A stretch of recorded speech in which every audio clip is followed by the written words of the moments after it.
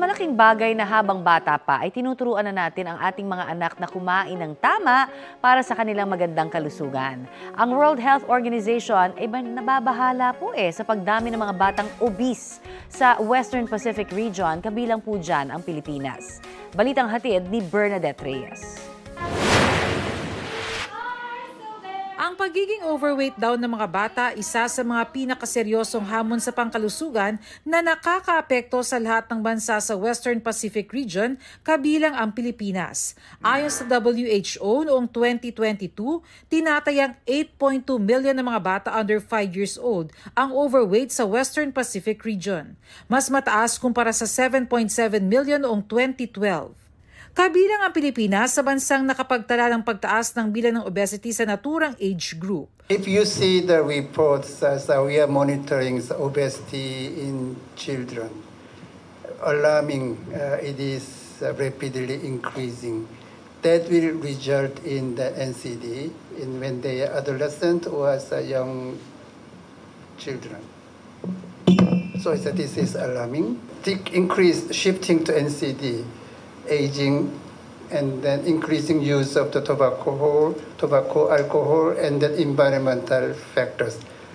Bukod sa obesity, ang pagkonsumo ng alcohol at tobacco ay mga risk factors sa non-communicable diseases tulad ng heart disease, stroke, diabetes at cancer, na ayon sa report nagiging sanhi ng halos 9 out of 10 causes of death sa rehiyon. Nagbago na mula sa infectious diseases na kadalasang sanhi ng pagkakasakit at pagkamatay noon. You know, the processed food, unhealthy food are much cheaper than the healthy food. And if you go and look for healthy stuff, they are the most expensive and it's difficult to get. I think it's a multifactorial issues. It needs a whole of government, whole of society approaches. Bernadette Reyes, nababalita para sa GMA Integrated News.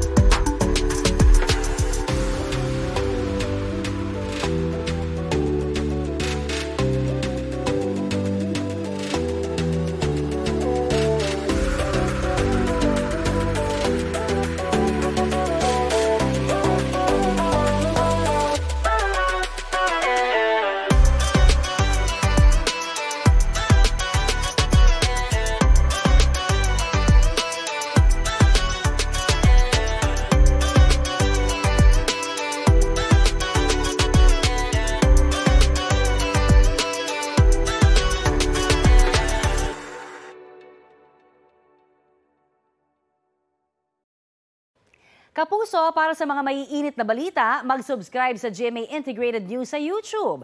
Sa mga kapuso naman abroad, subaybayan nyo kami sa GMA Pinoy TV at sa www.gmanews.tv.